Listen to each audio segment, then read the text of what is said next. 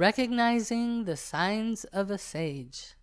Spiritual sages tend to live by their own rules, or more accurately, by divine rules that have been revealed to them through their inner wisdom, intuition, and deep-souled guidance.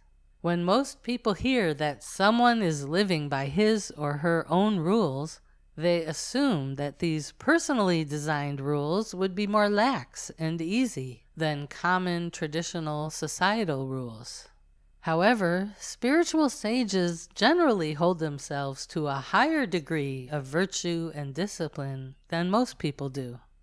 Although different spiritual sages have different styles, ideas, and behaviors, certain qualities are usually present in one form or another, including obvious virtues such as kindness, honesty, and purity of thought and action. An ancient text called Yoga Vasishta describes in more detail some of the signs and qualities that often manifest in the ways and actions of spiritual sages. Even if you don't consider yourself to be a spiritual sage, you can still contemplate these qualities from the Yoga Vasishta and hold them as aspirations and signposts in your own unfolding spiritual journey. Although externally engaged in worldly actions, the sage has no attachment in his mind to any objects whatsoever. He behaves like an ideal citizen and friend of all. Outwardly, he's busy, but at heart, he's calm and quiet. He's free from the restrictions of caste, creed, stage of life, custom, and scriptures. He doesn't work to get anything for himself. His face is never without the luster of cheerfulness on it. In the company of the humble, the sage is humble. He plays as a child in the company of children. He is a youth among the young, and he acts as an old man in the company of aged ones. He is full of courage in the party of the courageous people, and shares the misery of the miserable ones. There is nothing the sage has to achieve.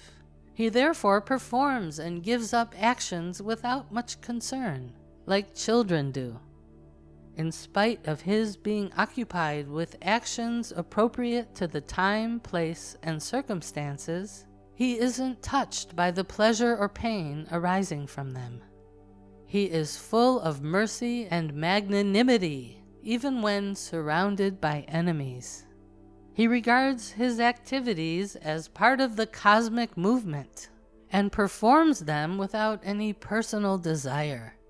He never hankers for the pleasures that aren't in his hand, but enjoys all those he has.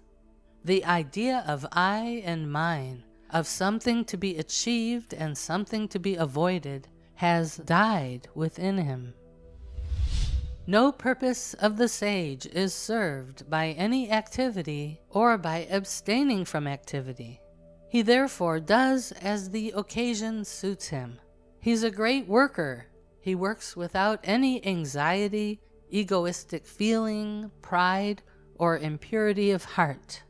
He's a great enjoyer. He doesn't discard the pleasure he has or desire the pleasure he doesn't have.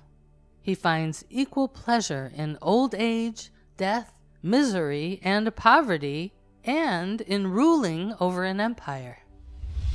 The life of a liberated sage is really the noblest and happiest life. From him or her, goodness is scattered all around. Having seen him, having heard about her, having met him, and having remembered her, all creatures feel delighted. Be careful. Even as you strive to become more virtuous, don't get too stuck in judging how virtuous your actions are or how unvirtuous other person's actions may be. Although virtuous actions are important for a powerful and positive spiritual journey, these virtues shouldn't distract you from focusing on the divine spirit that exists beyond this material world of both virtuous and non-virtuous deeds. As the poet Jalaluddin Rumi's invitation says, "Beyond the ideas of right-doing and wrongdoing, there lies a field. I'll meet you there." Spiritual wisdom. Acting from conscience.